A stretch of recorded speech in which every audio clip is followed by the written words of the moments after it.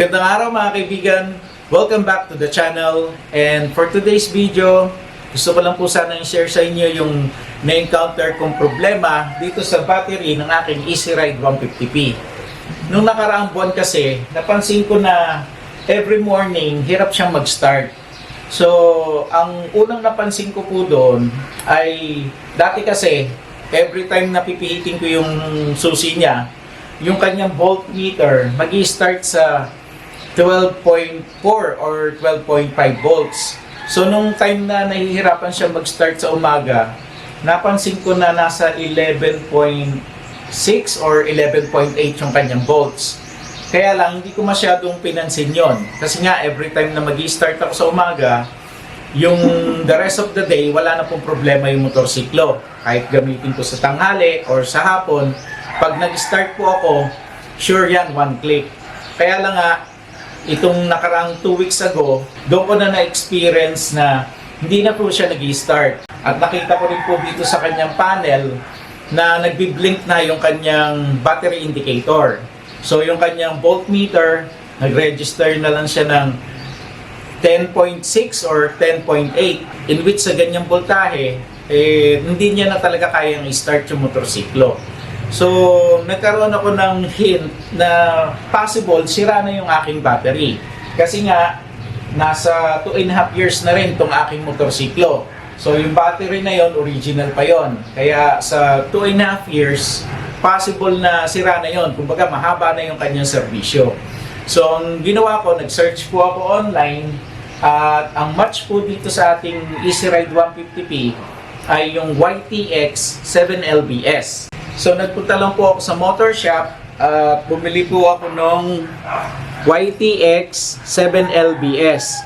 Audi na rin po yung brand na binili ko para sure po ako sa quality. So again, binili ko lang po ito sa motor shop para makuha ko na po agad. Pag sa online kasi maghihintay pa ako ng ilang araw. Dahil gusto ko na po itong makuha agad at ma-install agad dahil nga for the past 2 weeks, para mapaandar itong motorsiklo, kini-kickstart ko po yan. Napakalaking hassle po, lalo na pagka umuulan. Tapos every time na bababa ka, sasakay ka uli sa motorsiklo, kailangan mo uli siyang i-kickstart. So ngayon po, ay babaklasin ko yung original battery. And then check natin kung match ba siya talaga dito sa YTX 7LBS. So wag na po natin patagalin. Samahan niyo po ako, gawin natin to. So hindi ko pa na-start itong motorsiklo. Kung pipihitin ko yung kanyang susi, tignan nyo yung kanyang voltmeter, nasa 8.9, 8.8 volts na lang. Tapos yung battery indicator light niya nagbi-blink. So kung i-start ko yan, hindi na mag-i-start yung motorsiklo. Wala na. Ayaw na.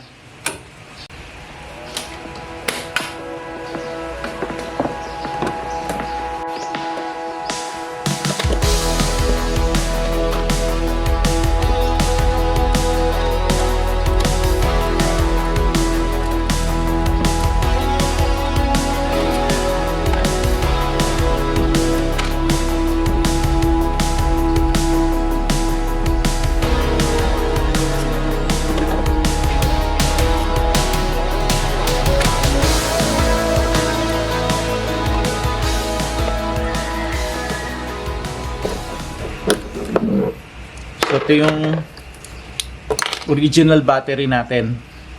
I-check natin kung magmamatch siya dun sa binili kong battery. Yung original battery, Cage yung kanyang brand at gel type din yung kanyang battery. Tapos nakikita naman natin dito na yung kanyang direct replacement ay YTX 7LBS. So tama yung binili ko. Itong Audi na binili ko, YTX 7LBS.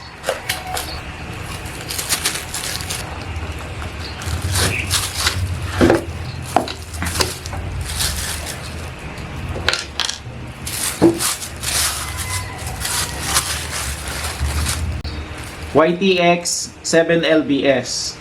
So 12 volts, 7 ampere hour to 10 ampere hour. Dito naman ay 12 volts to 7 ampere hour. So match na match sila.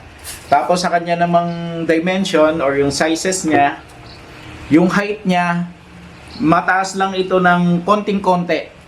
Itong ating OD battery. Tapos sa kanya namang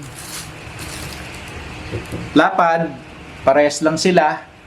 Sa kanilang thickness, parehas lang din sila. So, exact match itong ating YTX7 LBS. Kabit ko na to.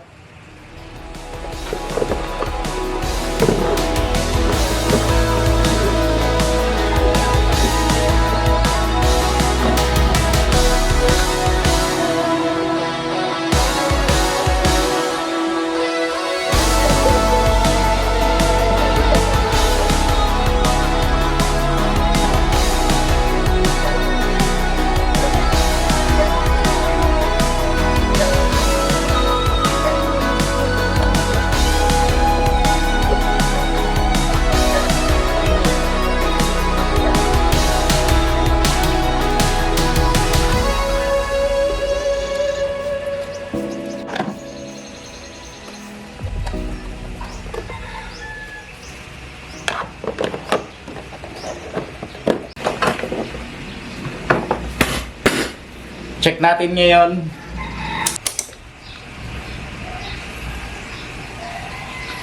Yung kanyang voltmeter nagre-reading ng 11.7 volts. Pero walang battery indicator light. Yun. Lakas.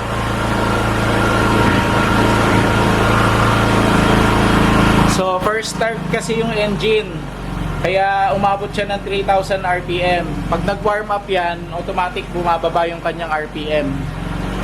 So yan, umabot na siya sa 13.3 yung kanyang voltmeter.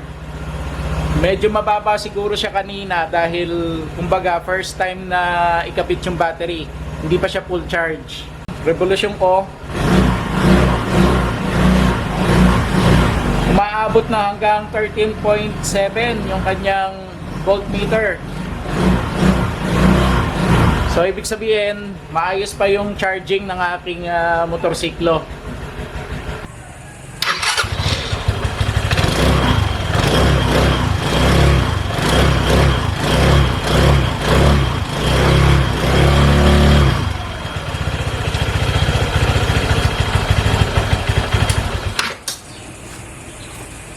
Okay na po yung battery dito sa aking Easy Ride 150p.